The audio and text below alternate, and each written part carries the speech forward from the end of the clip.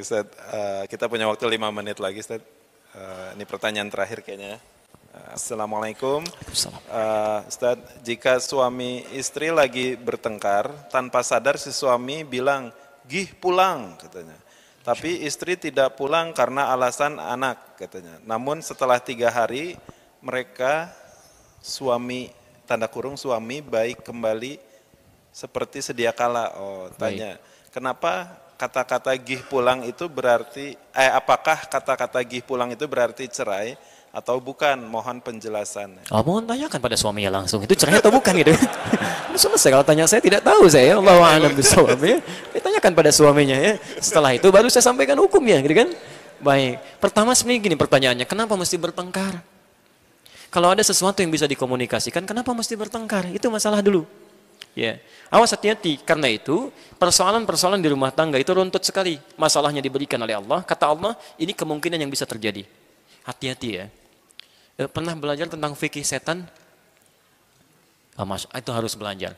Anda kenal malaikat tapi nggak kenal setan. Seperti tahu jalan mulus tapi tidak pernah tahu lubangnya. Anda bisa kepleset. Setan itu musuh bukan?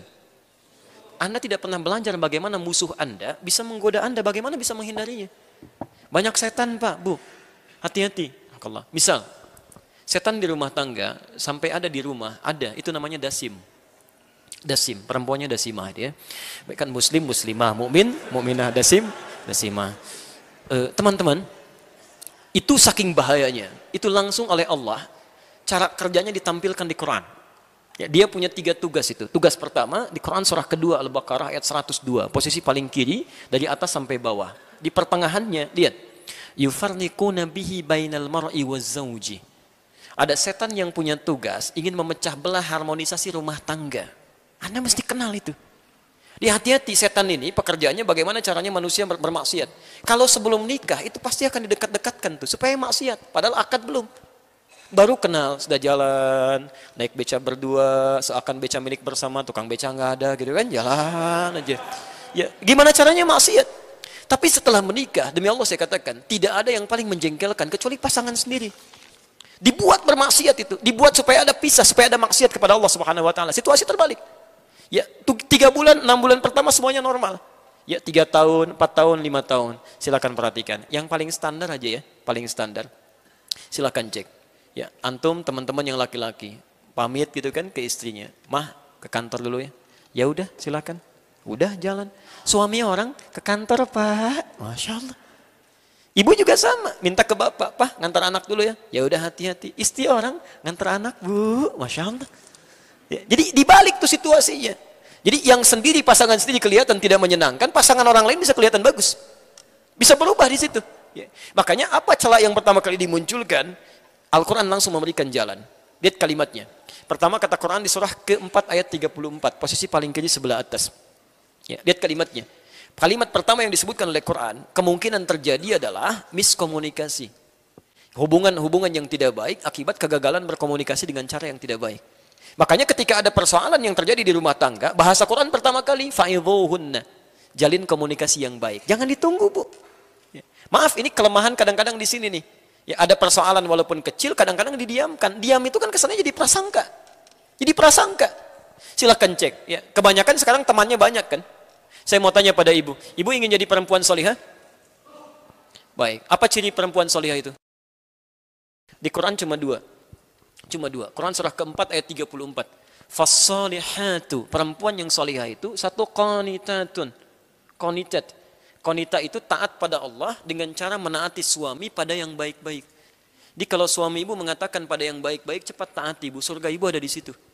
Mah berhijab dia, insya Allah. Malam tahajud dia, siap insya Allah. Keta'lim dia, insya Allah. Begitu ibu katakan demikian, lihat hadisnya, diriwayatkan oleh At-Tirmidzi. Lihat kalimatnya. Masya Allah, ini indah sekali.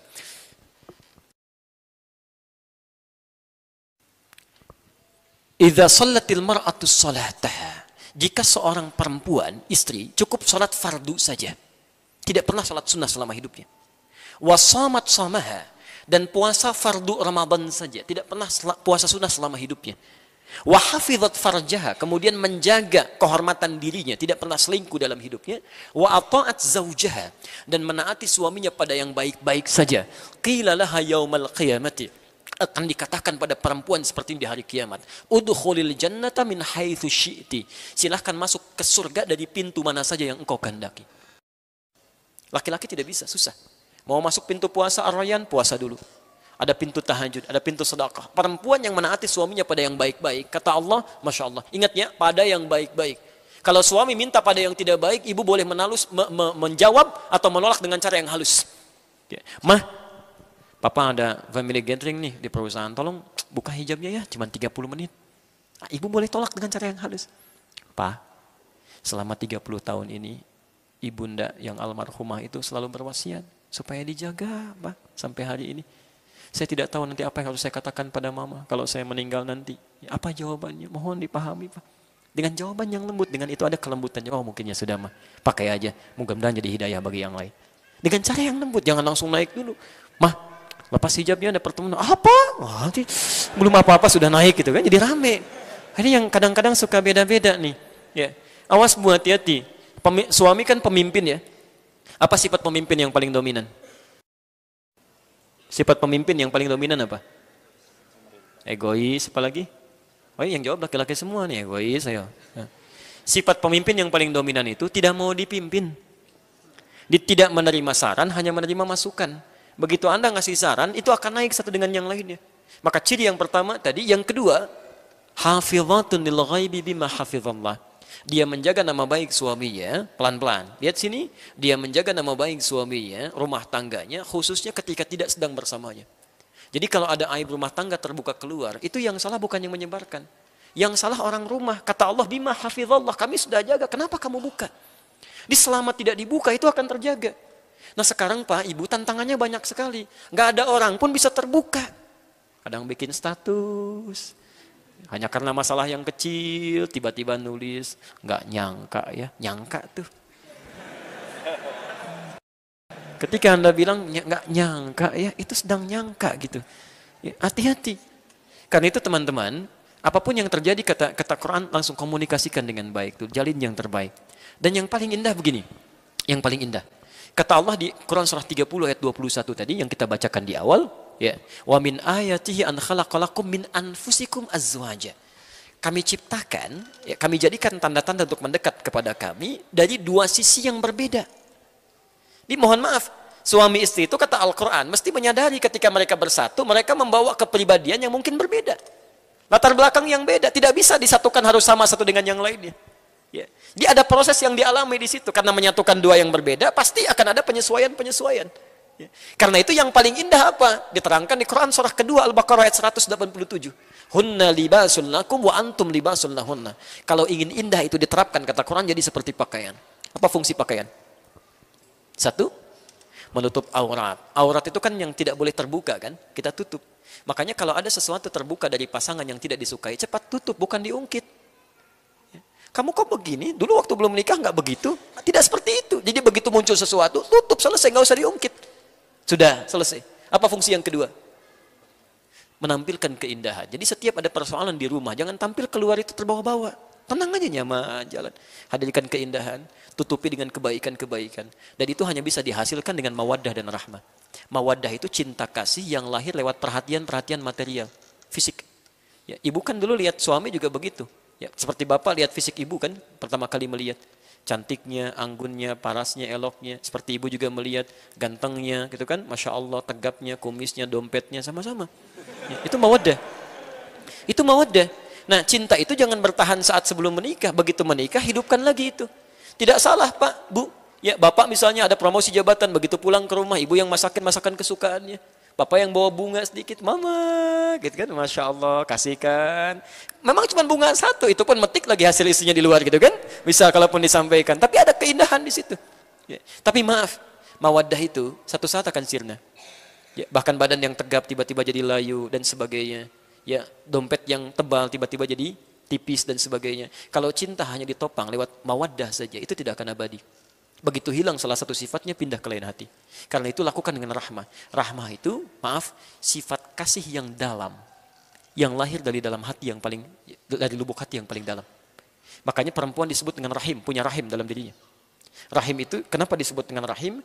Karena mampu memberikan kasih sayang pada apa yang ada di dalam dirinya, dan sanggup merasakan penderitaan dalam memberikan kasih sayang itu. Miring kanan susah, kiri berat, ya. Kemudian tertelungkup gak bisa, dijaga supaya yang di dalam itu merasa nyaman. Makanya kata para ulama akhlak, kenapa bayi ketika dilahirkan menangis? Salah satu tinjauan akhlaknya adalah ya tasawuf, ya, kata para ulama, karena dia takut tidak mendapatkan kasih sayang seperti dalam rahim ibundanya. Saking nyamannya di dalamnya. Makanya diberikan rahmah, perhatikan, berikan kasih sayang di dalam. Maaf, saya akhiri. Ibu misalnya masakan kesukaan. Ya, atur menunya 8 jam, begitu jadi diberikan pada suami. Anda jalan Pak, di tengah jalan ada orang minta-minta, Pak 3 hari belum makan Pak, 3 hari fisiknya sudah lemah. Anda berikan tidak makanannya? Bisa dibagi, tapi rahmah tidak. Begitu ibu titipkan nilai cinta di dalamnya, Masya Allah. Begitu jalan Pak, di SMS, hati-hati di jalan ya. Mudah-mudahan ridha Allah selalu menaungi langkah kaki Papa. Ingat, kami di rumah selalu bersamamu dalam cinta, dalam suka, dalam duka, dan dalam rahmat dan doa kepada Allah Subhanahu wa Ta'ala. Semoga Papa sehat pulang sampai kembali ya. Wah, itu menjaga betul Bu. Sampai pulang lagi. Begitu melihat di kantor ada godaan-godaan, belum tentu kamu seperti istri saya. Kalau masuk angin biasa dikerokin ya, ada doa-doa macam-macam. Itu semuanya hadir. Itu rahmat. Saya tutup. Kami punya kawan dulu menyampaikan informasi. Ada kisah satu keluarga, itu luar biasa saleh. Ini bukan ngarang, ini asli. Tinggalnya di Karawang. Di suaminya soleh, istrinya solehah, punya anak 2 pada saat itu. Qadar Allah, mereka mentarbiah keluarganya dengan baik, dekat dengan Allah dan tuntunan Rasulnya. Satu kali, suaminya pulang, ya, dalam keadaan lapar, capek, lelah. Begitu pulang, istrinya masih dalam keadaan masak, gitu kan. Ditinggal sebentar, dijemput di ruangan depan. Setelah dicium tangannya, kata suaminya, "Ma, tolong buatkan untuk pengganjal dulu." Masya Allah. Maka istrinya langsung ke dapur, buatkan mie, Bu. Buatkan mie. Suaminya duduk. Allahu Akbar. Ketika mulai dibuatkan mie itu, teman-teman sekalian, dibuat. Tanpa sadar karena sibuk pikiran kemana-mana, garam yang untuk sayur itu ketuangkan ke mie. Garam 1 sendok begini, dituangkan ke mie, diputar begini. Sudah selesai. Perasaan bahagia, ingin memberikan sesuatu pada suaminya, kemudian dihadirkan. "Pak, silakan nikmati dulu," gitu kan. Masya Allah, antum dalam keadaan capek, lapar, diberikan mie plus 1 sendok garam. Baik, suapan pertama kalau Anda dalam posisi suami yang dimaksudkan, apa yang disampaikan kira-kira? Perhatikan, rahmah ketika ditampilkan, tarbiyah ini hadir dalam kehidupan rumah tangga. Salah satu rumus di Quran tentang rahmat ini, ada di Quran surah ke-91 ayat 7 sampai dengan 10. Rumus gampangnya begini, rumus gampangnya. Dalam diri kita ini ada 2 kecenderungan, sifat baik, sifat buruk. Sifat baik disebut takwa, sifat buruk disebut fujur. Selalu ada lawan. Ya, sabar, lawannya marah. Jujur, lawannya bohong. Tawadhu, lawannya sombong. Rumusnya di Quran, kalau Anda ingin bahagia, ketika mendapatkan sifat-sifat yang jelek, sifat jelek ini diciptakan bukan untuk membuat kita jelek, tapi untuk melatih yang baik-baik supaya muncul. Rumus cepatnya, cepat cari lawannya. Cari lawannya. Misal, saat suami dititipkan marah oleh Allah, dititipkan, kemudian marah kepada ibu. Sifat marah ini dititipkan kepada suami bukan ingin menjadikan suami pemarah, Bu, tapi ingin melatih kesabaran dari ibu supaya muncul. Jadi begitu ibu mendapatkan suami marah, itu tandanya kesabaran ibu sedang dilatih. Ini berbahagialah kalau suami sedang marah-marah. Ya. Ada latihan di situ. Sama, Pak. Jadi begitu ibu bapak melihat misalnya istri cemberut, cepat cari lawannya. Cemberut apa lawannya? Senyum. Jadi begitu lihat istrinya cemberut, itu artinya senyum Anda diminta oleh Allah. Ma, kayaknya kenal. Itu selesai. Jangan kebalik, itu senyum Anda nanya, "Kenapa kamu begitu?" "Emang kenapa?" "Oh." Nggak kan nyambung gitu kan. Nah, sekarang laki-laki ini, suami ini Masya Allah, diberikan mie dengan garam 1 sendok yang sudah terasa. Garam apa rasanya? Apa lawan dari asin? Perhatikan, maka lahirlah kalimat-kalimat yang manis di lisannya. Ini nyata. "Ma," "Ya Pak, sini sayang." Masya Allah. Sayang, anak 2. Begitu? Datang, begitu sudah datang, belum selesai. Kata suaminya, "Lama rasanya kita tidak makan berdua. Sini sampai." Betul Pak, sampingin, dibukakan. Ibu, bagaimana perasaan seorang suami menawarkan, "Lama rasanya nggak makan berdua." Bagaimana tuh perasaan jiwanya? Masya Allah. Begitu selesai, belum sampai situ, dahsyat kalimat ketiga. "Sini papa suapin." Ketiga ini nyata loh. Begitu disuapi, sadar istrinya ada yang salah. Di sini terjadi rahmat Allah Subhanahu wa Ta'ala. Masya Allah. Begitu mengaku salah, bukan ketawa, Tapi langsung terjatuh menangis, beliau dicium kaki suaminya. Maafkan saya Pak, saya tidak sengaja. Suaminya merespon lagi, jangan begitu, Bapak kan cuma bilang lama rasanya kita nggak makan berdua katanya. Ya. Dia angkat istrinya, Masya Allah, apa yang terjadi di situ? Karena masalah garam asin, tiba-tiba banyak yang manis yang muncul. Laparnya hilang, cintanya bersemi, masak bersama di dapur. Jadi masalah kecil itu kalau semua tarbiyahnya bagus, terjalin hubungan dengan Allah, gampang gitu. Ya, memang gampang mengatakannya, tapi prakteknya juga tidak mudah gitu kan. Baik, Ustadz juga sama begitu, sama aja gitu kan. Makanya jarang ada Ustadz ceramah bawa istrinya gitu. Baik ya, tapi insya Allah istri kami menonton ya. Baik, teman-teman saya kira itu ya yang bisa kami sampaikan. Tidak ada pertanyaan lagi? Sudah baik. Cukup. Ya. Kalau sudah dirasakan, ya. maaf saya tanyakan, jelas uraiannya? Jelas ya, paham? Baik, kalau sudah jelas dan dipahami, saya bacakan ketentuan Qur'annya di surah Al-Maidah ayat 100 sampai 101 itu. Ya ayyuhalladzina amanu la tas'alu an asya'a in tubdalakum tasukum. Hei orang-orang yang masih merasa punya iman dalam jiwanya, jika persoalan sudah jelas disampaikan, dipahami, maka jangan banyak dipertanyakan lagi. Khawatir banyaknya pertanyaan itu menjadikan yang sudah jelas menjadi semakin tidak jelas nantinya. Oke, jelas uraiannya? Ada pertanyaan? Tidak ya, cukup ya. Baik. Teman-teman sekalian, itu yang bisa kami sampaikan. Terima kasih atas segala perhatiannya. Kita insya Allah berjumpa dalam kesempatan yang lain. Bila ada benar itu dari Allah dan Rasulnya. Kalau ada kekurangan atau kesalahan dari kami, itu mutlak kesalahan saya, mohon dimaafkan. Dan semoga Allah Subhanahu Wa Taala bisa membimbing kita semua dalam kebaikan. Subhanakallahumma bihamdika asyhadu an la ilaha illa anta astaghfiruka wa atubu ilaik. Wa akhiru da'wana alhamdulillahirabbil alamin. Wal 'afwu minkum. Assalamualaikum warahmatullahi wabarakatuh. Waalaikumsalam warahmatullahi wabarakatuh.